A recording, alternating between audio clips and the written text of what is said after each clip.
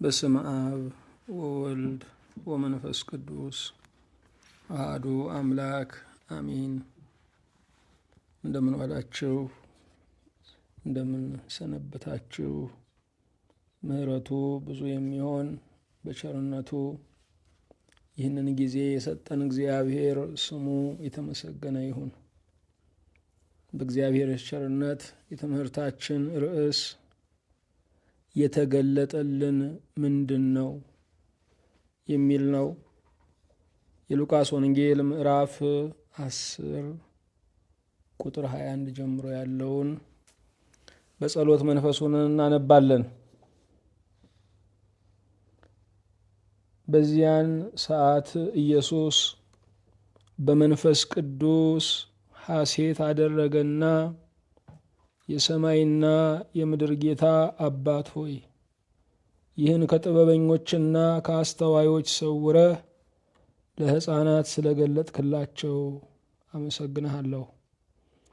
አሁን አባት ሆይ ፈቃድህ በፊትህ እንዲህ ሆኗልና ሁሉ ከአባቴ ዘንድ ተሰጥቶኛል። ወልድንም ማን እንደሆነ ከአብ በቀር የሚያውቅ የለም፣ አብንም ማን እንደሆነ ከወልድ በቀር ወልድም ሊገልጥለት ከሚፈቅድ በቀር የሚያውቅ የለም አለ።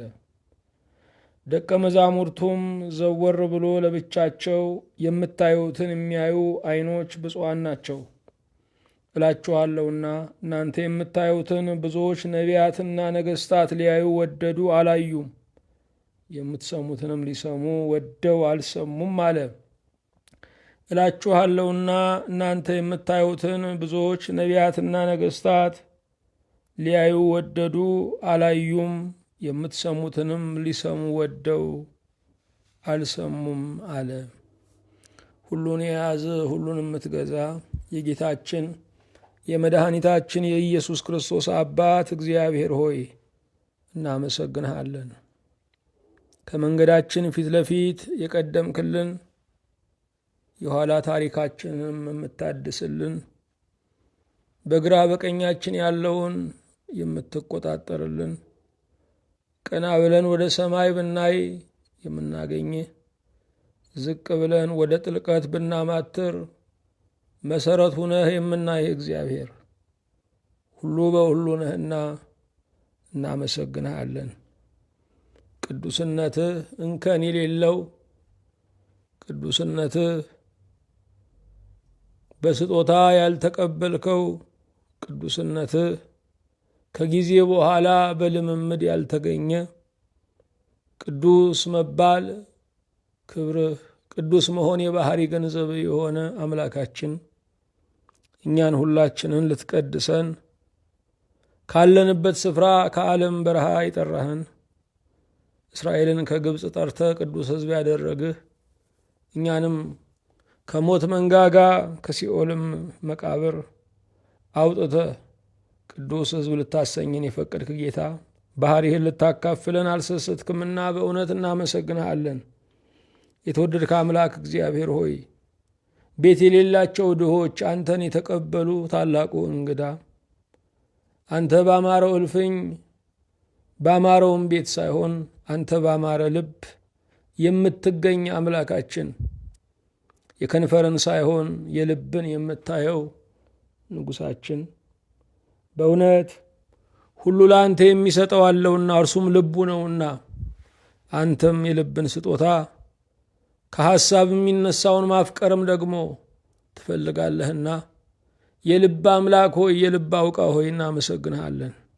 ከቸርነትህ ከምሕረትህ የተነሳ ዘወትር የምንስተውን በራሳችን አስተሳሰብ የምንጠፋውን ግምታችንን እያመንን የምንታወከውን ስለ አንተ ስለ ሰዎች ያለን አመለካከት ሁሉ ዘወትር የሚደፈርስብን ብንሆንም ነፍሳችንን እየመለስክ ሐሳባችንን እያገድክ እረኛ ሆይ እንደገና ገንዘቦችህ ታደርገናለህና ከጠፋንበት ስፍራ ደርሰህ ታድነናለህና በእውነት እናመሰግንሃለን።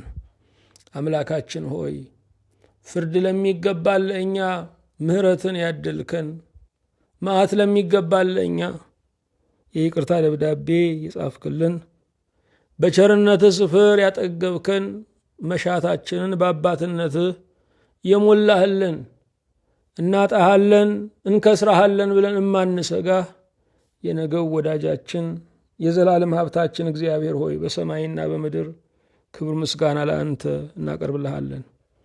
አምላካችን ሆይ ዘወትር ስግደት የሚገባ እጅ መንሳትም ያንተው ገንዘብ የሆነ ሁሉ የሚያከብርህ ሳንወለድ የምታውቀን ከሞት በኋላም የምትሰበስበን ንጉሳችን ሆይ አንተ ከእናት ከአባት አንተ ከንጉሥ ከአዛዥ በላይ ነህና የነፍሳችን ንጉሥ ኢየሱስ ክርስቶስ በእውነት እናመሰግንሃለን። እንደ ቸርነትህ እንደ ምሕረት ታላቅነት ለአንተ ከሠራ ነው ይልቅ የሠራህልን ካበጀህልን ነገር ይልቅ ያበጀህን ይበዛልና በእኛ ላይ ዓላማ ያለ ነፍሳችንን በቃል ልትወቅር ደግሞ ሁል ጊዜ የምትተጋ ንጉሳችን ሆይ በምድር ላይ ስላስቀመጥካቸው አገልጋዮች የስምህን መዓዛ ስለተሸከሙ የሃይማኖትን ምልክት ደግሞ ተሸክመው ስለሚዞሩ አባቶችና መምህራን እናመሰግንሃለን። አምላካችን ንጉሳችን እግዚአብሔር ሆይ እንደ ቸርነትህ እንደ ምሕረትህ ታላቅነት ደግሞ ባሪያዎችህን ባክነን እንዳንቀር በእርሻው ላይ እንዳለ ሰብሳቢ አጥቶ ረግፎ እንደሚቀረው ፍሬ እንዳንሆን ዘወትር መልእክተኞችን፣ አጫጆችን፣ የመኸር ሰራተኞችን እየላክ ደግሞ ገንዘቦችህ ስለምታደርገን ወደ ቤትህ ወደ ጎተራ ስለምትሰበስበን በሰማይና በምድር ክብር ምስጋና ለአንተ ይሁን። አምላካችን ሆይ ፍላጎታችን የጎዳንን ሰዎችም እንደጎዱን የምናስበውን እኛን አንተ ጥቅማችን ሆነሃልና በአንተ የተካሰ በዓለም አይከስርምና ጌታ ሆይ የዘወትር ማትረፊያችን ትላንት የነበርከን ዛሬም ያለኸው ነገም የምትኖረን አለን የምንለውን ነገር ሁሉ አሳፍረህ አለሁ በምንልበት ነገር ሁሉ ደግሞ ትምክህታችንን ሰብረህ ያለህንም የምትኖረንም አንተው ብቻ ስለሆንክልን በሰማይ በምድር ክብር ምስጋና ለአንተ ይሁን። የሰላማችን ንጉሥ ኢየሱስ ክርስቶስ ሆይ ልባችን ሲታወክ አንተ ማዕበሉን ጸጥ ታደርገዋለህ። ለመራመድ ጉልበት ስናጣ ገና ነው እያልክ ተስፋን ታበስረናለህ። በመንገድ ልንቀር ልንወድቅም ስንዘጋጅ ቅዱሱን ቅብዓት እየላክ ታበረታናለህ። የሐዘን ማቃችንን ቀደህ ወርቅን ታለብሰናለህ። መሳቅም ባንተ ነው፣ የልብ ፍስሐም ባንተ ነው። ጌታ እግዚአብሔር ሆይ በነጻ ታስደስታለህና በእውነት እናመሰግንሃለን። እንደ ቸርነትህ ስለ ቀደሙን አባቶች በማስተማርም በማመንም ስለ ቀደሙን ሁሉ ስለ እነርሱ እናመሰግንሃለን። ስለሚከተሉት ሕፃናት ልጆችና ደቀ መዛሙርትም ምስጋና ለአንተ እናቀርባለን። ጌታ ሆይ በእኩያ ደረጃ ስላሉ ስለ ወዳጆቻችን፣ ስለ ጓደኞቻችን፣ ስለ ወንጌል አጋሮቻችን ሁሉ ምስጋና ለአንተ እናቀርብልሃለን። አምላክ ሆይ በዚህ ቀን በበጎ ስላሰቡን ሰዎች ንጹሕ ሰላምታ ስለሰጡን በፍቅር ስለፈለጉን ለእኛ የሚመቸውን ነገር ሁሉ ስላስተካከሉ ጌታ ሆይ መኖራችን ስላስደሰታቸው መኖራችን አሳስቧቸው ስለፈለጉን ወገኖች ሁሉ በሰማይና በምድር ክብር ምስጋና ለአንተ ይሁን። እንደ ቸርነትህ እንደ ምሕረትህ ታላቅነት ምድርን ለሚገዙ ነገሥታት ደግሞ ሰማያዊና ቅዱስ ምክርን እንድትሰጣቸው ሕዝብህን የፈጠርከውን በርኅራኄ በትሕትና በታላቅም አክብሮት ደግሞ ያስተዳድሩት ዘንድ ቅዱስ መንፈስህን እንድታሳድርባቸው አቤቱ እንማጸናለን። እንደ ቸርነትህ የወደዱህ በቤትህ የኖሩ እንደገና ደግሞ የሰይጣን እራት እንዳይሆኑ ለዓለምም ተላልፈው እንዳይሰጡ ፍላጎታቸውም እንዳያሰናክላቸው የወደዱህ እንደወደዱህ እንዲቀሩ በቤትህ የተተከሉ እንዲያፈሩ ለብዙዎችም ጥጋብ እንዲሆኑ አቤቱ ሆይ የሄደው እንዲመለስ ያለው እንዲጸና እንማጸናሃለን። አምላካችን ሆይ እንደ ቸርነትህ እንደ ምሕረትህም ታላቅነት በልቦናችን ደግሞ ታላቅ ፍስሐን እንድትሰጠን አንተን የመስማትን መታደል ደግሞ አክብረን እንይዘው ዘንድ ጸጋህን እንድታበዛልን እንማጸናለን። እንደ ቸርነትህ እንደ ምሕረትህ ታላቅነት ደግሞ ልትገልጥልን የምትፈልገውን ምስጢርህን በዛሬው ቀን በሚመጣውም ዘመናችን ሁሉ እንድትገልጽልን ልጆችሽ ከእግዚአብሔር የተማሩ ይሆናሉ ተብሎ እንደተጻፈው ሰላማችን እንዲበዛ አንተ እንድታስተምረን እንማጸናለን። በረከተ አብ በረከተ ወልድ በረከተ መንፈስ ቅዱስንም አቤቱ አሳድርብን። ይህንን ቃልህን የሚሰሙትን እነዚህን ባሪያዎችህን በሰማያዊ በምድራዊ በረከት አቤቱ ባርካቸው። ጓዳቸው፣ ምንጫቸው፣ ጅምራቸው፣ ራእያቸው ሁሉ የተባረከ ይሁን። የሚወዷቸው ሁሉ በአንተ ሰላም በአንተ ሞገስ የረጠቡ ይሁኑ። አገራችን ኢትዮጵያን እንድታስባት፣ የተጨነቀውን ሕዝብ እንድታሳርፈው፣ ከሰሜን እስከ ደቡብ ከምስራቅ እስከ ምዕራብ ያለውን ምጥ ሁሉ በልደት እንድትለውጠው አቤቱ እንማጸናለን። የተወደድከ አምላክ እግዚአብሔር ሆይ በጦርነት ስለሚያልፉ ሕዝቦች፣ በተለያየ የዓለም ክፍል እየተጨነቁ ስላሉ ወገኖቻችን ሁሉ ያንተ የምህረት እጅ እንዲዘረጋ፣ የሥጋና የነፍስ ጥያቄያቸው ሁሉ ደግሞ ምሉዕ በሆንከው በአንተ እንዲመለስ እንጸልያለን። የታመሙትን እንድትፈውስልን፣ የወደቁትን እንድታነሳልን፣ የሳቱትን እንድትመልስልን፣ በሐሰተኛ ትምህርት የተጠለፉትን ወደ እውነተኛ እውቀት እንድታመጣልን፣ ተሰደው ያሉትን ደግሞ በሰላም ለሀገራቸው እንድታበቃልን፣ በጸሎት እንድናስባቸው አደራ ያሉንን ሁሉ በቸርነት እንድታስታውስልን አቤቱ ደጅ እንጠናሃለን።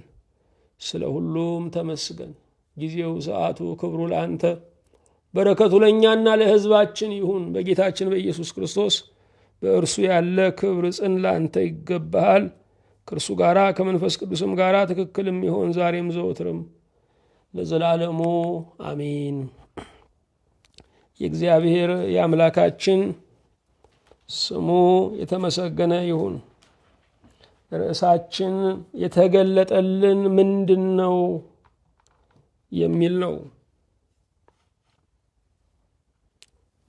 ይሄ ወራት ከጌታ ልደት ጀምሮ እስከ አብይ ጾም መባቻ ያለው ዘመነ አስተርእዮ የመገለጥ የመታየት ዘመን ተብሎ ይጠራል። ታዲያ የተገለጠልን ምንድን ነው? ብዙ ሰዎች ተገልጦልናል ብለው የሚያስቡት ነገር አለ። እነርሱ እኮ ተገልጦላቸዋል ተብሎም ሲደነቁ እንሰማለን። የተገለጠልን ምንድን ነው? የሰዎች ገበና፣ የሰዎች ኑሮ፣ የሰዎች ገቢና ወጪ ነው? የተገለጠልን ነገር ምንድን ነው? ብፁዕ የሚያሰኘው ያ መገለጥ፣ እግዚአብሔር የሚከብርበት ያ መገለጥ አግኝቶናል ወይ? ብዙ ሰዎች የዓለምን ነዋይ፣ የዓለምን ዝና፣ የዓለምን ሆታ የራሳቸው የሚያደርጉበት መገለጥ ውስጥ እንዳሉ ያስባሉ። ግን እርሱ ብፁዕ የሚያሰኘው መገለጥ ነው ወይ? እሱ አምላካዊ ክስተት ነው ወይ? እሱ አምላካዊ አስተርእዮ ነው ወይ? የተገለጠልን ነገር እኛን የሚያሳርፍ እግዚአብሔርን የሚያከብር ነው ወይ? የተገለጠልን ነገር የጠፋውን የሚመልስ እግዚአብሔርን የሚያስደስት ነው ወይ? ጌታችን መድኃኒታችን ኢየሱስ ክርስቶስ የባሕርይ አባቱን ካመሰገነበት እጅግ ከተደሰተበት ነገር አንዱ ለደቀ መዛሙርቱ የተገለጠላቸውን ነገር ባሰበ ጊዜ ነው። ቅዱሳን ደቀ መዛሙርቱ የተገለጠላቸው ነገር ምንድን ነው? ጌታን ያስደሰተውስ ነገር ምንድን ነው? በእግዚአብሔር ዘንድ መገለጥ ተብሎ የሚጠራው ምንድን ነው? ስለ ሰዎች ማወቅ ነው? ስለ እግዚአብሔር ማወቅ? ስለ ራሳችን ማወቅ ነው ወይስ ደግሞ ስለ እግዚአብሔር ማስተንተን ነው? የምንፈልገውስ መገለጥ ምን አይነት ነው? የሰውን ልብ የምንማርክበት ነው ወይስ እግዚአብሔርን ደስ የምናሰኝበት ነው? ሰዎችን አትርፈን እግዚአብሔርን የምንከስርበትን መገለጥ ነው የምንፈልገው? ገንዘብን አግኝተን ጸጋን የምንከስርበትን መገለጥ ነው የምንፈልገው? የተገለጠልን ነገር ምንድን ነው? ይህን ዘመን ስናየው ሁሉ ሰው እንደነቃ ነው የሚያስበው። እኔ ንቁ ነኝ ብሎ ነው የሚናገረው። ሰዎች ንቁ እያሉ ነው የሚያመሰግኑት። ነገር ግን የተገለጠልን ነገር ምንድን ነው? እኛን የሚያሳርፍ አገርን የሚጠቅም ነው ወይ? ምንድነው የተገለጠልን ነገር? ብሩካን ደቀ መዛሙርት ግን የተገለጠላቸው ነገር ነበረ። ያንን የተገለጠላቸውን ነገር ባየ ጊዜ ጌታችን ኢየሱስ ክርስቶስ ራሱ ገላጩ እጅግ ሐሴት አደረገ። የተገለጠላቸው ምንድነው? በዚያን ሰዓት ኢየሱስ በመንፈስ ቅዱስ ሐሴት አደረገና የሰማይና የምድር ጌታ አባት ሆይ ይህን ከጥበበኞችና ከአስተዋዮች ሰውረ ለሕፃናት ስለገለጥክላቸው አመሰግንሃለሁ። አዎን አባት ሆይ ፈቃድ በፊት እንዲህ ሆኗልና አለ። ብሩካን ደቀ መዛሙርት የተገለጡላቸው ነገሮች አሉ። በእግዚአብሔር ቸርነት እነርሱን ነው የምናስተነትነው። የመጀመሪያው የተገለጠላቸው ነገር ጌታንም ደስ ያሰኘው ነገር በህብረት ማገልገል ነው። በሉቃስ ወንጌል በምዕራፍ 10 ቁጥር 1 ላይ ከዚህም በኋላ ጌታ ሌሎችን 70 ሾመ፣ ሁለት ሁለትም አድርጎ እርሱ ሊሄድበት ወዳለው ከተማና ስፍራ ሁሉ በፊቱ ላካቸው ይላል።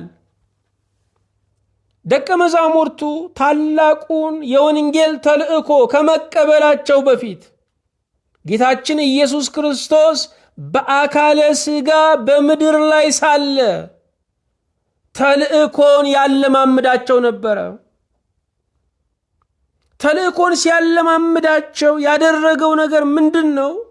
ሁለት ሁለት አድርጎ ላካቸው። ሁለት ሁለት አድርጎ ለምን ላካቸው? አንዱ ሲደክም አንዱ እንዲያበረታው ነው። ተፈጥሯችንን ስናየው ሁላችንም እኩል አንበረታም፣ ሁላችንም እኩል አንደክምም። የኛ የድካም ቀን ለወንድማችን የብርታቱ ቀን ነው። የኛ የብርታት ቀን ደግሞ ለወንድማችን የድካም ቀኑ ነው። እንድንተጋገዝ፣ እንድንደጋገፍ የድካም ቀናችን እኩል አልሆነም። የብርታት ቀናችንም እኩል አልሆነም። ጌታ ሁለት ሁለት አድርጎ ላካቸው። አገልግሎት ህብረትን የሚፈልግ ነው። ቤተ ክርስቲያን የምንላት በራሱ ህብረት ናት፣ አንድነት ናት። ጌታችን ኢየሱስ ክርስቶስ ከሰማየ ሰማያት የወረደው ከእመቤታችን ከቅድስት ድንግል ማርያም የተወለደው በመስቀል ላይ የሞተው ቤተ ክርስቲያንን አንድነትን ለመመስረት ነው። አንድነት ጌታ ከሰማይ ወደ ምድር የወረደበት ነው። በመስቀል ላይ የሞተበት ነው። ጌታችን ኢየሱስ ክርስቶስ ለአንድነት የከፈለው ዋጋ ክቡር ደሙ ነው። ለአንድነት የተከፈለው ዋጋ ደመ ኢየሱስ ነው። ሁለት ሁለት አድርጎ ላካቸው። ምዕመናን ለማመን ህብረት አላቸው። አገልጋዮች ግን ብዙ ጊዜ ለማገልገል ህብረት ያንሳቸዋል። አገልግሎት ሁለመናውን ስናየው ከህብረት ጋር የተያያዘ ነው። የሚቀድሱት ልዑካንን ስናይ አንድ ሰው ብቻውን አይቀድስም፣ በህብረት ነው የሚቀድሱት። የስብከት አደባባዩን ስንመለከት መርሃ ግብሩን የሚመራለ፣ የሚሰብካለ፣ የሚያሳርጋለ። አገልግሎት በህብረት ካልሆነ ኃይል የለውም።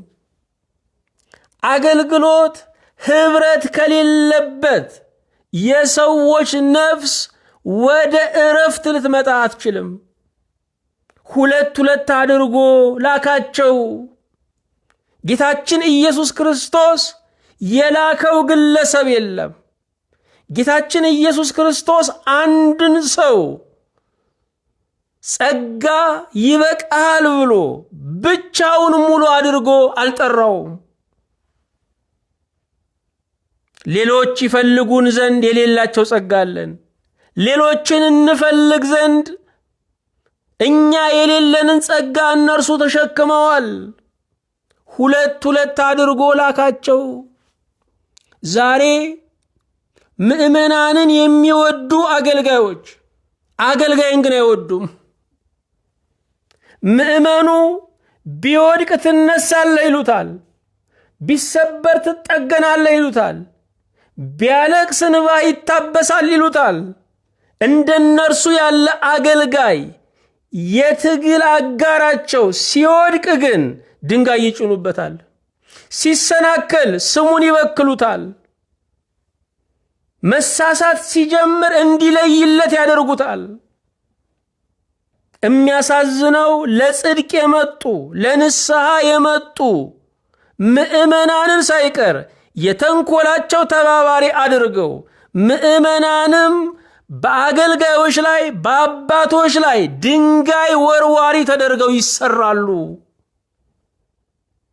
ዛሬ የሥጋ አባቱን ኀፍረት ሸፍኖ የተቀመጠ ሁሉ የመንፈሳውያን አባቶችን ኃጢአት ግን ሲያወራን የሚውለው በየቤቱ የሚያታክት ወላጅ የተሸከመ ሁሉ በቤተ ክርስቲያን የሚያያቸውን አባቶችና አገልጋዮች እንከናቸውን ሲፈልግ ያንንም አደባባይ ይዞ ሲወጣ ይታያል።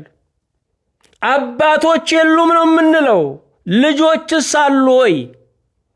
ልጆች ቢኖሩ አባቶች ይኖሩ ነበረ። አባቶች ቢኖሩም ልጆች ይኖሩ ነበረ። ተያይዘን የጠፋነን የጅምላ ጭፍጨፋ ዲያብሎስ ያደረገብንን ከላይ እስከታች ድረስ የተረመረምንን ሁለት ሁለትም አድርጎ ላካቸው። አገልጋይ ሌጣ ሊሆን አይገባውም። ያኛውን አገልጋይ መጥራት አለበት። እናቶች በሌጣነት ለልጃቸው የሚያስቡ ከሆነ ይጎዳሉ። ስለዚህ የምታስብለት ሚስት ስትመጣ አጋዥ መታለችና ደስ ሊላቸው ይገባል። ዛሬ ያለነው አገልጋዮች ሌላ አገልጋይ ሲመጣ ከማኩረፍ ያንን ሰው በር ከፍቶ ለማስወጣት ከማሴር እግዚአብሔር ብዙ አገልጋዮችን እንዲልክ መለመን አለብን። ምክንያቱም አሁን ያሉት አገልጋዮች የፀጉራቸውን ቁጥር ያህል አገልጋይ ቢጨመር እንኳ አገልግሎቱ አይፈጸምም። የሚገለገለው እጅግ ብዙ ነው። የተጨነቀው ብዙ ነው። የምናስፈልገው ብዙ ነው። ሌላኛው አገልጋይ የኛ የአገልግሎታችን ጠላት አይደለም። ዛሬ ብዙ አገልጋዮች ሌላኛውን አገልጋይ እርሱ የነካውን ምእመን ከነኩ፣ እርሱ የጨበጠውን ምእመን ከሳሙ በሕይወት የመጣህብኝ በሕይወት እመጣለሁ ይላሉ። ሕይወታቸው ሀብታም ነው፣ ክርስቶስ አይደለም። ሕይወታቸው አገልግሎት ነው፣ የሞተው ጌታ አይደለም። ሁለት ሁለትም አድርጎ ላካቸው። ዛሬ አገልጋዮችን ስንመለከት የጅብ ጉዞ ነው የሚጓዙት። ጅብ መደዳ ነው የሚጓዘው፣ ፊትና ኋላ አይጓዝም። ምክንያቱም ከፊት ያለው ታፋው ሲገላበጥ ከኋላ ያለው ያምረውና ይገምጠዋል። ከተጀመረ ይጨርሱታል። በጅብ ዓለም የተጀመረ ይጨረሳል። ዛሬ ተጠባብቀን ነው የምንጓዘው። አገልጋዮች አንዱን በአንድ ዘመን ስሙን ለማጥፋት በሰላም ዘመን የእሱን ስህተት ሲቀርጽና ሲሰንድ ይከርማል። እንዴት በፍቅር ዘመን ለጠብ እንዘጋጃለን? አልታደልንም። አዎ የተገለጠላቸው ደቀ መዛሙርት ብቻ መሮጥ አይደለም፣ በህብረት ማገልገል ነው። በህብረት ማገልገል ነው። እኔ የማገለግለውን ሰው ያኛው አገልጋይ ቢያገለግልልኝ ድካም ቀነሰልኝ፣ ጭንቀት ቀነሰልኝ፣ ሌሎችን እንዳገለግል እድል ሰጠኝ ብለን መቀበል አለብን። በእውነት ካገለገልን እንደ አገልግሎት አድካሚ የለም። ምእመናን ሲቸገሩ ይፈልጉናል። ያገኙ ቀን ያንን ክፉ ቀን መስለን እንታያቸዋለን። አይወዱንም። አገልግሎት ማለት ይሄው ነው። አገልግሎት ማለት ገመድ ያስጣልናቸው ምእመናን ለእኛ ሸምቀቆ የሚያዘጋጁበት ነው። እንዲህ የምንጣላበትም አይደለም። በእውነቱ የሚያጣላ ምእመንም የለንም። ተንኮላችንን አውርሰነው የጃርት ሾክ የሆነ ምእመን ነው እያፈራን ያለ ነው። ሁሉን ማለት አይደለም። በአብዛኛው ግን ይሄው ነው። ቅዳሴ እያስቆመ የሚደባደብ ምእመን ነው በውጭ ሀገር ያለው። እኔ በሰራሁት ቤተክርስቲያን አባ ገሌ አይቀድስም የሚል ደፋር ምእመን ያመረት ነው። የእግዚአብሔርን ደጅ ለመዝጋት አይቀድስ፣ ማህሌት አይቆም፣ አይሰብክም።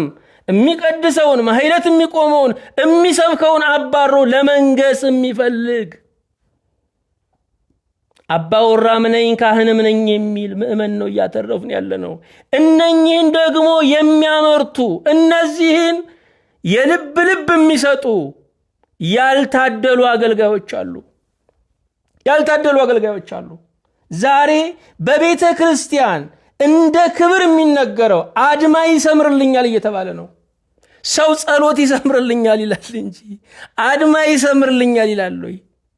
እኔ ነካሁት ሰው አይነሳም ይላል ወይ? የክርስቲያን መንፈስ አይደለም፣ የሰውነት መንፈስ እየራቀን ያለው። ሰው መሆን አለብን ገና። አዎ ደቀ መዛሙርቱ የተገለጠላቸው በህብረት ማገልገል ነው። ያኛው አባት ያኛው አገልጋይ ለእኔ ለአገልጋዩ በረከቴ ነው። በአንድ ማሳ ላይ የተሾምን ወደ አንድ ጎተራም እናስገባነን። አዎ የተገለጠልን በህብረት ማገልገል ከሆነ ዛሬ ጌታ ደስ ይለዋል። የተገለጠልን እንደኔ ያለው አገልጋይ ሲርበው ሲጠማው ሲታመም የምደርስለት ከሆነ ጌታ ይደሰታል። ሁለተኛ የተገለጠላቸው ብሩካን ደቀ መዛሙርት እኛ በቂ አይደለንም ብለው መጸለያቸው ነው። በሉቃስ ወንጌል ምዕራፍ 10 ቁጥር 2 ላይ አላቸውም ይላል እግዚእነ ኢየሱስ ክርስቶስ፣ መከሩስ ብዙ ነው፣ ሰራተኞች ግን ጥቂቶች ናቸው። እንግዲህ የመከሩን ጌታ ለመከሩ ሰራተኞች እንዲልክ ለምኑት። የሚደንቅ ነው። መከር ማለት የደረሰ ለመሰብሰብ ለመታጨድ ወደ ውድማ ወደ ጎተራ ወደ ኩሽና ለመግባት የደረሰ እህል ማለት ሊበላ የደረሰ ማለት ነው። ህዝቡ እንደ መኸር ነው፣ የደረሰ ነው፣ ሰብሳቢ ነው ያጣው። እግዚአብሔር ህዝቡን መኸር አድርጎ አድርሶልናል። ከኛ የሚጠበቀው ህዝቡን እንዲያፈራ ለመብል እንዲደርስ መኸር ማድረግ አይደለም። መኸር ሆኖ ተዘጋጅቷል። ህዝቡ ተጨንቆ ማረፍ የሚፈልግ ከሆነ መኸር ነው። የሚያጽናና ቃል ማን ይንገረኝ የሚል ከሆነ መኸር ነው። ህይወትን በራሱ ለመወጣት አቅቶት እየተንገዳገደ ከሆነ መኸር ነው። ጥያቄ በዝቶበት እየተዋከበ ከሆነ መኸር ነው። መሰብሰብ አለብን። መኸሩስ ብዙ ነው፣ ሰራተኞች ግን ጥቂቶች ናቸው። እንግዲህ የመኸሩን ጌታ ለመኸሩ ሰራተኞች እንዲልክ ለምኑት። ደቀ መዛሙርቱን አገልጋዮቹን ምን አላቸው? አገልጋይ እንዲላክላችሁ ለምኑ፣ አገልጋይ እንዲጨመር ለምኑ። ዛሬ አገልጋይ ለመቀነስ አገልጋይ ለማውገዝ ነው ጠብር ግፍ የምንለው፣ ለመጨመር አይደለም። እናንተ አገልጋዮች አገልጋይ እንዲጨመር ለምኑ። የመኸሩን ጌታ የህዝቡ ባለቤት እግዚአብሔር ነው፣ እኛ አይደለንም። አዎ የተገለጠላቸው አገልጋዮች ነን፣ ግን እኛ ብቻችንን በቂ አይደለንም ማለት ነው። ዛሬ የተገለጠልን ነገር ምንድን ነው? እኛ ብቻ እንበቃለን? የኛ ጽሑፍ ብቻ ይነበብ? የኛ ስብከት ብቻ ይሰማ? የኛ ዝማሬ ብቻ ይደመጥ? የኛ እረኝነት ብቻ ይጉላ? ወገኖቼ በቂ አይደለንም። ብዙ አገልጋዮች እንዲጨመሩ መስራት አለብን፣ መጸለይ አለብን፣ እግዚአብሔርን መለመን አለብን። ካለመንን ከማንቀበላቸው ነገሮች አንዱ እግዚአብሔር አገልጋይ እንዲሰጠን መለመን ነው። እግዚአብሔር አገልጋዮችን እንዲጨምር መጸለይ አለብን። ካልጸለይን አንቀበልም። ይሄ ሁሉ ሕዝብ ረግፎ ይቀራል። ይሄ ሁሉ መኸር ሰብሳቢ አጥቶ ይቀራል። ዛሬ ጆሮ ሁሉ ተቀስሮ ነው ያለው። ዛሬ የሚባርክ አባት ፈላጊው ብዙ ነው። ዛሬ የሚያጽናናቸው የሚፈልጉ ብዙ ታማሚዎች አሉ። መኸሩ ደርሷል። ሰብሳቢ ይፈልጋል። እኛ ግን ስለሚመጣ ነፍስ ሳይሆን ስለሚመጣ ገንዘብ ነው የምንጨነቀው። ነፍሱ ከመጣ እኮ እንኳን ገንዘቡን ሕይወቱን ይሰጣል። የሚቀድመውን ስላላስቀደምን በሁሉ የከሰርን ሁነናል። የተገለጠላቸው ሶስተኛ በተኩላ መካከል መሄዳቸውን ነው። እንዲህ ይላል የሉቃስ ወንጌል ምዕራፍ 10 ቁጥር 3 ሂዱ፣ እነሆ እንደ በጎች በተኩላዎች መካከል እልካችኋለሁ። አዎ ጌታ ተኩላን ጨርሶ በጎች ሐዋርያትን አላከም።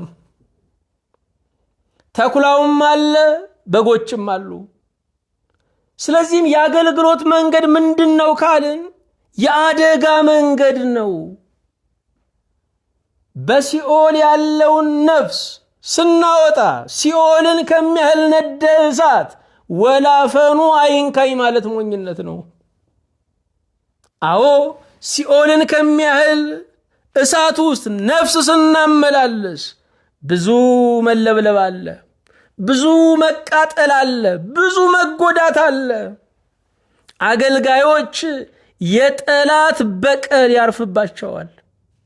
ፈተናቸው እንደኛ አይደለም፣ ተራ አይደለም። የምእመን ፈተናና የአገልጋይ ፈተና ለየራስ ነው። እንደ ሰማይና ምድር የተራራቀ ነው። አዎ አገልጋዮች ሁል ጊዜ ሊያስቡ የሚገባቸው ክብርን፣ ጭብጨባን፣ ምንጣፍን ሳይሆን በተኩላዎች መካከል እንደሚራመድ በግ በጥንቃቄ ሊሆን ይገባዋል።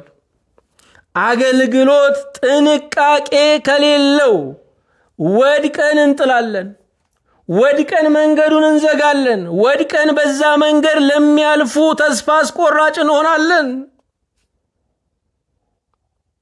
ብሩካን ደቀ መዛሙርት የተገለጠላቸው አገልግሎት በአደጋ ውስጥ ማለፍ መሆኑን ነው። ዛሬ በአገልግሎታችን ተስፋ የምንቆርጠው ለምንድን ነው? ስም ሲወጣልን ተስፋ የምንቆርጠው ለምንድን ነው? ሲጠሉን ሲያወግዙን የምናዝነው ለምንድን ነው? ስንሰደድ ስንቸገር ተስፋ የምንቆርጠው ለምንድን ነው? ዋጋ ተምነን ስላልገባን ነው። ዋጋ መተመን ያስፈልጋል። ምን አተርፋለሁ ሳይሆን ምን እከስራለሁ ብሎ። አራተኛ ለማንም እጅ ላለመንሳት ኮሮጆን መጣል። የተገለጠላቸው ለማንም እጅ ላለመንሳት ኮሮጆን መጣል። በሉቃስ 10 ቁጥር 4 ላይ ኮሮጆም ከረጢትም ጫማም አትያዙ፣ በመንገድም ለማንም እጅ አትንሱ ይላል። ኮሮጆ ከረጢት ለአሁን አይደለም፣ ለነገ የሚጠራቀም ገንዘብ ነው። ለነገ የሚጠራቀም ሀብት ነው። ወገኖቼ በዚህ ዘመን ላይ እግዚአብሔር ታጥቆ የወጣው ለምንድነው ካላችሁ የንብረትን የገንዘብን ከንቱነት ሊያስተምረን ነው። በዓለም ላይ እየወደቀ ያለውን ኢኮኖሚ ስናይ ብዙዎች ይመኩበት የነበረው ገንዘባቸው ወርዶ ታች ወድቋል። እግዚአብሔር የንብረትን ትምክህት ሊሰብርብን ቆርጦ የወጣበት ዘመን ነው። አለኝ የምንለው ሁሉ ሐሰት ነው። እንደውም የመጥፊያችን ምክንያት ሞትን ማፋጠኛ ሊሆን ይችላል። ያለን እግዚአብሔር ነው። አዎ መንፈሳዊ አገልጋይ የክርስቶስ ሎሌ ስለሚጠራቀም ሀብት ስለ ነገ ንብረት መጨነቅ የለበትም ነው እያለ ያለው። ደቀ መዛሙርቱ የተገለጠላቸው ነገር ዛሬን መኖር ነው። ዛሬን መኖር እንኳን እግዚአብሔር ይቅርና መንግስት እንኳ ለላከው አምባሳደር በጀት አለው። የኔ አምላክ የማያስርብ አምላክ ነው። የኔ አምላክ ያለ ኮሮጆ ያለ ከረጢት ያለ ባንክ ቤት የማያጎድል አምላክ ነው። በመንገድም ለማንም እጅ አትንሱ። ኮሮጆ የምንፈልግ ከሆነ ከረጢት የምንፈልግ ከሆነ ተጨማሪ ሀብት የሚቀመጥ ገንዘብ የምንፈልግ ከሆነ ለሁሉ እጅ ስንነሳ እየዋሸን እንመጣለን። ዛሬ ብዙ አገልጋዮች ከኔ ጀምሮ ለባለጠጋ እጅ ነስተናል። ለምን? ኮሮጆና ከረጢት ስለያዝን፣ ትርፍ ጫማዎች ስለሚያምሩን። በመንገድም ለማንም እጅ አትንሱ። እጅ ከነሱ ሰላምታ ይጀመራል። ሰላምታ ከተጀመረ ቤተሰብ፣ ወላጆች፣ የቅርብ ዘመዶች ይጠየቃሉ። እዚያ ጋር ግን የሚያጣጥር ነፍስ አለ። የሰላምታ ዕድሜ እንኳ ሳንሰጥ መፍጠን አለብን። ምክንያቱም የምናገለግለውን ሕዝብ የሚናጠቀን ሞት ነው። ከሞት ካልፈጠንን ልናድነው አንችልም። አዎ ትርፍ ነገርን ስንመኝ ኮሮጆና ከረጢትን ስንሻ ለሁሉ እጅ የምንነሳ፣ ለሁሉ የምንስቅ፣ ለሁሉ የምናጎበድድ እንሆናለን። አምስተኛ የተገለጠላቸው የሰላም መልእክትን ማስቀደም። በሉቃስ ወንጌል በምዕራፍ 10 ቁጥር 5 ላይ ወደምትገቡበት ቤት ሁሉ አስቀድማችሁ ሰላም ለዚህ ቤት ይሁን በሉ ይላል። ሰላም የሃይማኖት መምህራን የመጀመሪያውም የመጨረሻውም ድምጻቸው ነው። የሃይማኖት መምህራን መንፈሳውያን እንጂ የወንድነት መልእክት አስተላላፊዎች አይደሉም። የሃይማኖት መምህር ስለ ሰላም መናገር አለበት። ኢየሱስ ክርስቶስ ጌታችን ከሰማይ ወደ ምድር የወረደው ሰላምን ሊመሰርት ነው። ሰማይና ምድርን ሊያስታርቅ፣ ሰውና እግዚአብሔርን ሊያገናኝ፣ ሰውና መላእክትን በአንድነት ሊያዘምር፣ ሕዝብና አሕዛብን በአንድ ቤተ ክርስቲያን ሊጠቀልል ነው። ኢየሱስ ክርስቶስ ጌታችን ሰው የሆነው ሰላምን ሊመሰርት ነው። የጠብን ግድግዳ አፍርሶ ሰላምን ሊመሰርት ነው። ዛሬ የተገለጠልን ምንድን ነው? ማስታረቅ ነው። የተገለጠልን ነገር ማስማማት ነው። የተገለጠልን ነገር ግንቡን አፍርሶ ድልድይ መዘርጋት ነው። ዛሬ በአገልጋይነት ስም ያለን ህዝቡን ስናናክሰው ነው የምንውለው። የሚያሳዝነው ህዝቡን ለሰማዕትነት እንጠራዋለን። ሰማዕትነቱ ሲመጣ እኛ እንገባለን። ሞኙ ይሞታል፣ ሞኙ ያልቃል። በጠራነው ሰማዕትነት እንኳን ማንገኝነን፣ በሰበክነው ሰማዕትነት እንኳን ማንገኝነን። ያሳደግናቸው፣ ያስተማርናቸው፣ ያጠመቅናቸው እነርሱ እንዲሞቱልን ነው የምንፈልገው። የሰላም መልእክተኞች መሆን አለብን። እኛ ተልእኳችን ጦርነት መባረክ አይደለም። ተልእኳችን ለአንዱ ወግኖ አንዱን በለው ማለት አይደለም። ኢየሱስ ክርስቶስ በአፋችን የላከው የሰላም መልእክትን ነው። ደቀ መዛሙርቱ የተገለጠላቸው ይሄ ነው። ማናከስ አይደለም የተገለጠላቸው። የጦር መሪ ሆኖ በለው ማለት አይደለም የተገለጠላቸው። ስድስተኛ ያልተቀበላቸው ከጎዳቸው ይልቅ የተጎዳ መሆኑን ማወቃቸው። ያልተቀበሉን ሰዎች፣ ወንጌላችንን አልሰማ ያሉን ሰዎች ያሳዝኑናል፣ ግን አናዝንላቸውም፣ እናዝንባቸዋለን። ከጎዱን ይልቅ የተጎዱት ይበልጣል። ብዙ ሰው የክብር የስልጣን ነገር ሲነሳበት ስስ ነው። የዘላለም ሕይወት ሲነሳበት ግን እንቅልፉ ይመጣል። የዘላለም ሕይወቱ አደጋ ውስጥ ሆኖ የሚፋንን ብዙ ሰው ነው ያለው። እነኚህ ሰዎች የማያውቁ ናቸው፣ ልናዝንላቸው ይገባል። ሕዝቤ ዕውቀት ከማጣቱ የተነሳ ጠፍቷል ነው የሚለው። ይሄ ቃል የኛ ቃል ቢሆን ኖሮ ሕዝቤ ለኛ ከመሆኑ የተነሳ ጠፍቷል፣ ሕዝቤ ሽምቅ ከመሆኑ የተነሳ ጠፍቷል ነበር የምንለው። እርሱ ባለቤቱ ግን አውቀውስ ቢሆን የክብርን ጌታ ባልሰቀሉትም ነበር አለ። እነዚህን ባለማመን የሚኖሩትን በኃጢአት የሚኖሩትን የማያውቁ ናቸው ብሎ ያዝንላቸዋል። የተገለጠልን ነገር ምንድን ነው?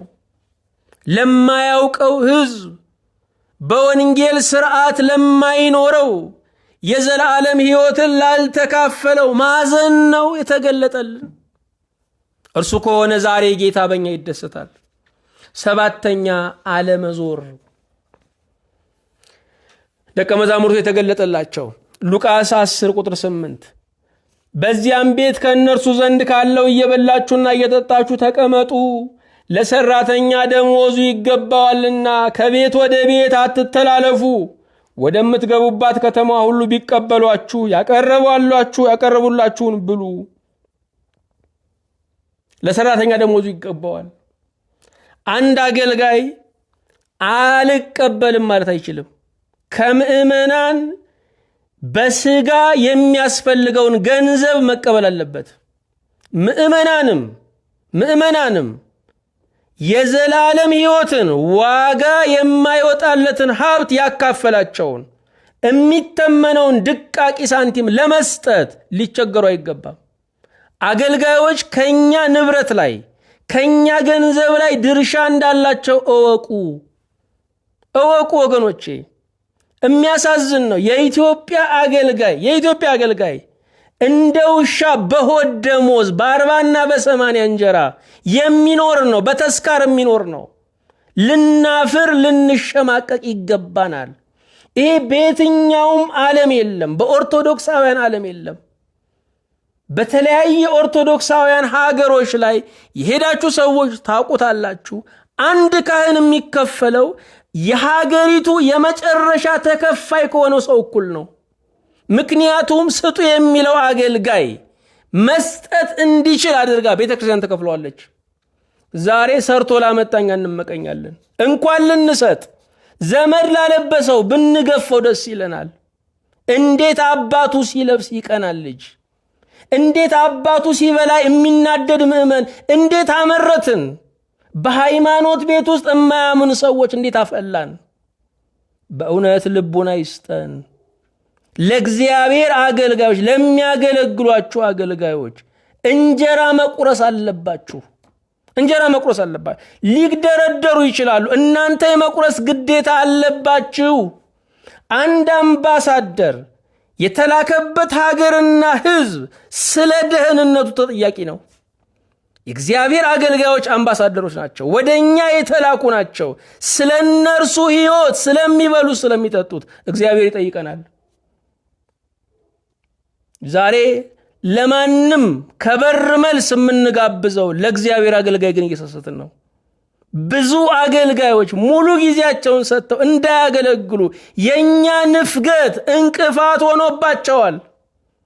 እንቅልፍ እያዳፋው ከስራ እየበረረ መጥቶ የሚያገለግል ብዙ አገልጋይ ነው ያለው። ለምን ስንል ምእመናን ዱሽ ስለሆኑ። የኛው ምእመን ለዘፈን ኮንሰርት ያወጣል። የኛው ምእመን ለዓለማውያን ይጋብዛል። ለእግዚአብሔር አገልጋዮች እንኳን ሊጋብዝ ለበሉት ይናደዳል፣ ላበሏቸው ይበሳጫል። አዎ የተገለጠልንን ነገር ማወቅ አለብን። የእግዚአብሔር አገልጋዮችም ያለ እፍረት ይህንን መናገር አለባችሁ። ምእመኑ ሊቀልባችሁ ይገባል፣ ግዴታ ነው። በግሪክ ኦርቶዶክስ ቤተ ክርስቲያን እንኳን ካህኑን አይደለም ልጆቹን እድህና ትምህርት ቤት አስገብቶ ማስተማር የምእመን ግዴታ ነው። ይሄንን ደግሞ ካህኑ ሳይሆን ቤተ ክርስቲያኒቶች የምታስፈጽመው። እኛ ገና ሩቅ ነን ወገኖቼ፣ ገና ሩቅ ነው። ሁሉ ነገር አለ፣ ማደራጀት ግን አልቻልንም። ገና ነው። በሁሉ ዓለም ላይ ቅናት የሚል ቃል አለ፣ በሁሉ ቋንቋ። ምቀኝነት ግን የሚል የለም። ለምን? ያበሻ የኛ የባህሪ ገንዘባችን ማንም የማይነካብን ሀብታችን ስለሆነ ነው። በምቀኝነት ስንቱ ሊቅ በረሃብ እየተቆላ ነው ያለው። የቤተ ክርስቲያን ገንዘብ ስንት ካድሬ የሚበላው ገንዘብ፣ ስንት አታላይ የሚበላው ገንዘብ። የሐዲሳት መምህር፣ የብሉያት መምህር፣ የቅኔው መምህር አትበላም ተብሎ እሰው ቤት ዛሬ ዘበኛ ነው ያለው። የነኚህ ረሃብ ነው እያናከሰን ያለው። ገንዘቡ እኮ ተገኝቷል፣ በሰላም ግን እየበላ ነው አይደለም። የነኚህ ረሃባቸው ረግመው የሄዱ በየመቃብር ቤቱ ሙታንን ተንተርሰው ሲያስተምሩ የነበሩ የነዚያ ሊቃውንቶች ሐዘንና እርግማን ነው ዛሬ እያናከሰን ያለው። ካልታረመን ይቀጥላል። ብሩን ማግኘት ይቻላል፣ ነገር ግን በሰላም አይበላም። መሰብሰብ ይቻላል። አዎ የእግዚአብሔር አገልጋዮች ዟሪ መሆን የለባቸው። በየቤቱ መዞር፣ በየሀብታም ቤት ማሰስ አይገባቸው። በአንድ ቦታ መጽናት አለባቸው። አንድ ምእመን ቤት ካረፉ በዚያው መጽናት አለባቸው። ለአገልግሎቱ ክብር ሰው ቤት የሄደና መሬት ላይ የወደቀ ስጋ ጉድፍ ሳይዝ አይነሳም ይባላል። መሬቱ ምንም ንጹህ ቢሆን ስጋ ወድቆ ብታነሱት ጉድፍ ታገኛላችሁ። የእግዚአብሔር አገልጋይ በየቤቱ የሚልከሰከስ ከሆነ አገልግሎቱን ያስደፍራል፣ እሱም ይደፈራል። 8ኛ ተአምራት ያለ ወንጌል ሙሉ አለመሆኑን የተገለጠላቸው። ዛሬ ፈውስ ብቻ ነው አገልግሎታችን የሚሉ ሰዎች አሉ። ፈውስ ብቻ አገልግሎት አይሆንም። የስጋ ፈውስ ለነፍስ ፈውስ አእምሮት መቀስቀሻ ነው። እግዚአብሔር ለኛ ያሰበው የመጨረሻው ነገር አይደለም።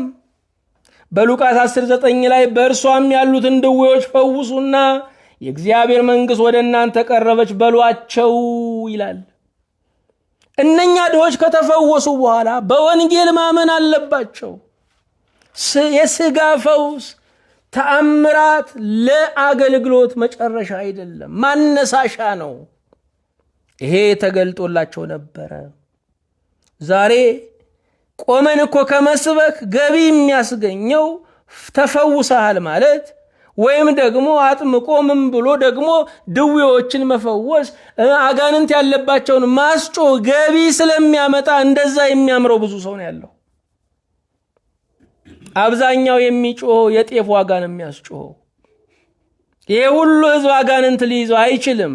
በአብ በወልድ በመንፈስ ቅዱስ የተጠመቀ ህዝብ አጋንንት ሊሰፍርበት አይችልም። ማኅደረ ሥላሴ ነው። ጭንቀት ነው የሚያስጮኸው። የሀገር አለመረጋጋት ነው የሚያስጮኸው። ይህንን ጊዜ ሰጥተን ልናማክረው ይገባናል። ዛሬ ስብከቱ ስላላዋጣው ይሄ የሚያምረው ማስጮ የሚያምረው ህዝብ መሰብሰብ ዝናን ማጋጋል የሚፈልግ ብዙ ሰው ነው። የሰውን ገበና እየቀረጸ ዝናውን ለመካብ የሰው ዝና የሚያፈርስ ሰው ብዙ ነው። የሰው ትዳር የሚያፈርስ ሰው ብዙ ነው። ተአምራት ያለ ወንጌል ሙሉ አይደለም። 9ኛ ዓለም የጠላቸው ጌታን ስለጠላ መሆኑን ማወቃቸው። ይሄ የተገለጠላቸው ነገር ነው። ዓለም እኛን አይደለም የጠላችን፣ እኛን በጣም ነው የምትወደን። ክርስቶስን እኛ ጋር ስላገኘችን የጠላችን። ተጠልተን ከሆነ ማለት ነው። ሉቃስ 10:10 ላይ ነገር ግን ወደምትገቡባት ከተማ ሁሉ ባይቀበሏችሁ ወደ አደባባይ ወጥታችሁ ከከተማችሁ የተጣበቀብንን ትቢያ እንኳን እናራግፍላችኋለን፣ የእግዚአብሔር መንግሥት ግን ወደ እናንተ ቀረበች፣ ይህን እወቁ በሉ ይላል። አዎ የተጠላ ነው ስለ ክርስቶስ እንጂ ስለ ራሳችን አይደለም። ዓለም ክርስቶስን አትወደውም። ለክርስቶስ የነበራት ስፍራ በረትና መስቀል ብቻ ነው። 10ኛ የሚያስደስተውን ማወቃቸው ሉቃስ 10:11 ጌታ ሆይ አጋንንትስ እንኳ በስም ተገዝተውልናል አሉት። እንዲህም አላቸው፣ ሰይጣን እንደ መብረቅ ከሰማይ ሲወድቅ አየው። እነሆ እባቡንና ጊንጡን ትረግጡ ዘንድ በጠላትም ኃይል ሁሉ ላይ ስልጣን ሰጥቻችኋለሁ፣ የሚጎዳችሁም የለም አለ። አጋንንትን ማስጮህ፣ አጋንንትን መግዛት መቻል ይሄ የልብ ደስታችን አይደለም። የወደቀውን ረገጥ ነው እንጂ የምንጥለው ጋኔን የለም። ራሱ የተቀጠቀጠ ጠላት ነው ያለን፣ እባብ ነው ያለው። አዎ የሚያስደስተውን ማወቅ ያስፈልጋል። ምንድነው የሚያስደስተን ነገር? የሚያስደስተንን መለየት አለብን። እኔ ስመጣ አጋንንት ይንጫጫሉ በማለት የሚደሰት ሰው ካለ አልገባውም። እኔ ቆሜ በማስተምርበት ቦታ ሰው ካልጮኸ መንፈስ ቅዱስ አልተገኘም ብሎ የሚያስብ ሰው ካለ በእውነት ሰይጣን እንደዚህ የሚናፈቅም አይደለም ወገኖቼ። የሚያስፈልገው የሚያረጋጋ ነው። የሚያስጮህማ እግዚአብሔር ይመስገን ምን የመሳሰሉ መሪዎች አሉን። ብዙ የሚያስጮሃለን፣ የሚያረጋጋ ሰላም የሚሰጥ ነው የሚያስፈልገው። 11ኛ በእግዚአብሔር መታወቅ እንደሚበልጥ ማወቃቸው። የተገለጠላቸው ይሄ ነው። ጌታ የተደሰተበት መገለጥ ይሄ ነው። በእግዚአብሔር መታወቅ እንደሚበልጥ ማወቃቸው። ሉቃስ 10:22 ነገር ግን መናፍስት ስለተገዙላችሁ በዚህ ደስ አይበላችሁ። ዛሬ አጋንንት እናስጮሃለን የሚሉ የሚጮኸው ምን ይላል? አንተ እያለህ እዚህ ሀገር መኖር አቃተን ይላል። እኔ እያለሁ እስቲ ተናገር ይላል። ደስ ይለዋል፣ ልቡ ይሞቃል። በሐሰት አባት ምስክርነት ልቡ የሚሞላ ካለ እጅግ ሞኝ ነው። አጋንንትን ያወጣን እየመሰለን አጋንንትን እያገለገለ ሊሆን ይችላል። ነገር ግን መናፍስት ስለተገዙላችሁ በዚህ ደስ አይበላችሁ። ስማችን አይደለም የሚገዛው፣ ስሙ ነው የሚገዛው። ስማችሁ ግን በሰማያት ስለተጻፈ ደስ ይበላችሁ፣ በልበ ሥላሴ ስለታወቃችሁ ደስ ይበላችሁ። የኛ ደስታችን ተአምራት ማድረግም አይደለም፣ አጋንንትን ማስጮህ ማስወጣትም አይደለም። ደስታችን በእግዚአብሔር መታወቃችን ነው። እግዚአብሔር ይመስገን። መንግስት ባያውቅን፣ መሪዎች ባያውቁን፣ ዝነኞች ባያውቁን፣ የታወቁ አገልጋዮች ባያውቁን እግዚአብሔር አውቆናል፣ ይበቃናል። 12ኛ የመጨረሻው በአይምሮ ብቃታቸው ሳይሆን በመገለጥ ጌታን በማወቃቸው። በአይምሮ ብቃታቸው ሳይሆን በመገለጥ ጌታን በማወቃቸው በዚህ ጌታ ደስ አለው። ሉቃስ 10:21 በዚያን ሰዓት ኢየሱስ በመንፈስ ቅዱስ ሐሴት አደረገና የሰማይና የምድር ጌታ አባት ሆይ ይህን ከጥበበኞችና ከአስተዋዮች ሰውረ ለሕፃናት ስለገለጥክላቸው አመሰግንሃለሁ። አሁን አባት ሆይ ፈቃድ በፊት እንዲህ ሆኗልና እግዚአብሔር ይመስገን። የእግዚአብሔር ነገር በምርምር ሳይሆን በመገለጥ የሚገኝ ነው።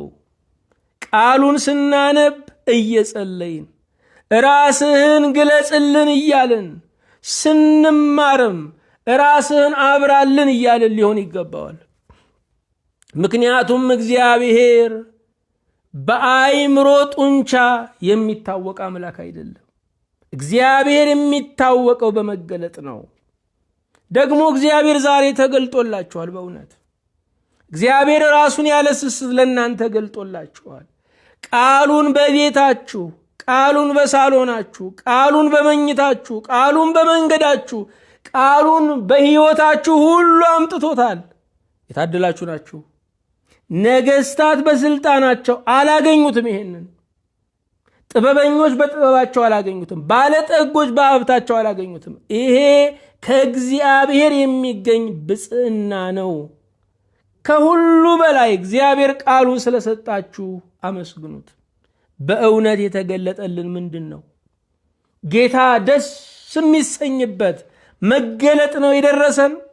እሱ ደስ የሚሰኝበት በህብረት ማገልገል፣ እሱ ደስ የሚሰኝበት እኔ በቂ አይደለሁም ሌላ አገልጋይ ጨምር ብሎ መጸለይ፣ እሱ ደስ የሚሰኝበት ዋጋ ተምኖ ወደ አገልግሎት መግባት፣ እሱ ደስ የሚሰኝበት ኮሮጆን ለመሙላት ሰውን ሁሉ እጅ መንሳት መለማመጥ፣ የሰው አገልጋይ መሆን፣ የሰውን የስሜት ጣቢያ እየፈለጉ ማገልገል፣ ይህንን መጸየፍ፣ እሱ ደስ የሚሰኝበት መገለጥ የሰላም መልእክተኛ መሆን፣ ማስታረቅ እዚህ ቁጭ እያሉ እንደው የሰላም ደብዳቤ መጻፍም አይደለም፣ የሰላም አዋጅ መንገርም አይደለም፣ እዚያው ድረስ ሄደን ማጨባበጥ፣ የወጣውን መመለስ።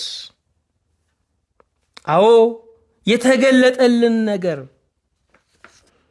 የሚቃወሙን ወደው አይደለም፣ የሚቃወሙን አውቀው አይደለም ብሎ መራራት ከሆነ እግዚአብሔር ይደሰታል። የተገለጠልን ነገር ተአምራት ሙሉ አለመሆኑን፣ ተአምራት ማለት ከዋናው ምግብ በፊት የሚመጣ የአእምሮት መክፈቻ ምግብ ማለት ነው። የአእምሮት መክፈቻ ምግብ እስከ መጨረሻው አይበላም፣ ለሱም አይከፈልም። የሚከፈለው ቀጥሎ ለሚመጣው ምግብ ነው። ዋናው ምግብ ወንጌል ነው። ወንጌለ መንግስት መሰበክ አለበት። ይሄ ተገልጦልናል። እግዚአብሔር በዚህ ደስ ይለዋል። ዓለም ቢጠላን ከኔ በፊት ጌታን ጠልቶታል ብሎ መደሰት፣ ይሄ ትልቅ መገለጥ ነው። የሚያስደስተን ደግሞ መለየት። የሚያስደስተን ነገር ምንድን ነው? በእግዚአብሔር ቤት ውስጥ እንደው ትርኢት መስራት ነው? የሚጮህና የሚያስጮህ ትርኢት መስራት ነው? ምንድን ነው የሚያስደስተን ነገር? ስለ ገሌ ተገለጠልኝ እያሉ መለፍለፍ ነው? ምንድን ነው የሚያስደስተን ነገር? ምንድን ነው? ትልቁ ምስጢር ክርስቶስ ነው። ስለ ሰው ገበና ቆመን በአደባባይ ማውራት ብንችል፣ ጓዳቸው እንደ ቴሌቪዥን በፊት ለፊታችን ቢዘረጋልን ምንም ጥቅም የለው። እሱን ባለቤቱን ማወቅ ግን፣ የእሱን ምስጢር መተንተን ግን ሕይወት ይሰጣል። አዎ እግዚአብሔርን ያወቅነው በአይምሮ ብቃታችን አይደለም፣ እሱ ራሱን ስለገለጠልን ነው። ለዚህ ደግሞ ያደለን ጌታ ክብር ምስጋና ለእርሱ ይሁን። የተገለጠልን ምንድን ነው? ደቀ መዛሙርቱ የተገለጠላቸው ነገር ጌታን እጅግ ደስ አሰኝቶታል። ጌታ ደስ የሚሰኝበት መገለጥ ይብዛልን። አቤቱ ጌታ እናመሰግንሃለን። እስራኤል ቅዱስ ሆይ ከፍ ከፍ እናደርግሃለን። ስለ ቸርነትህ፣ ስለ ምሕረት ታላቅነት፣ ስላደረክልን በጎ ነገር በሰማይም በምድርም ክብር ምስጋና ለአንተ እናቀርብልሃለን። ጌታ እግዚአብሔር ሆይ እንደ ቸርነትህ እኛ ባሪያዎችህ ደግሞ በጎና ደስ የምትሰኝበት መገለጥ እንዲሆንልን እንማጸናለን። እንደ ቸርነትህ በህብረት እናገለግል ዘንድ፣ እንደ ቸርነትህ ጌታ ሆይ የሰላም መልእክተኞች እንሆን ዘንድ፣ እንደ ቸርነትህ የከበረውን ከተዋረደው እንለይ ዘንድ ጸጋህን አብዛልን። አቤቱ ጌታ ሆይ በአገልግሎት ቅርጽ እንድታቆመን፣ ደስ የምናሰኝህ አገልጋዮች፣ ደስ የምናሰኝህ አማኞችህ እንድታደርገን እንጸልያለን። ሀገሩን በሰላምህ፣ ህዝቡን በበረከትህ ጎብኝልን። በጌታችን በኢየሱስ ክርስቶስ በእርሱ ያለ ክብር ጽን ላንተ ይገባሃል። ከእርሱ ጋራ ከመንፈስ ቅዱስም ጋራ ትክክል የሚሆን ዛሬም ዘወትርም ለዘላለሙ አሜን።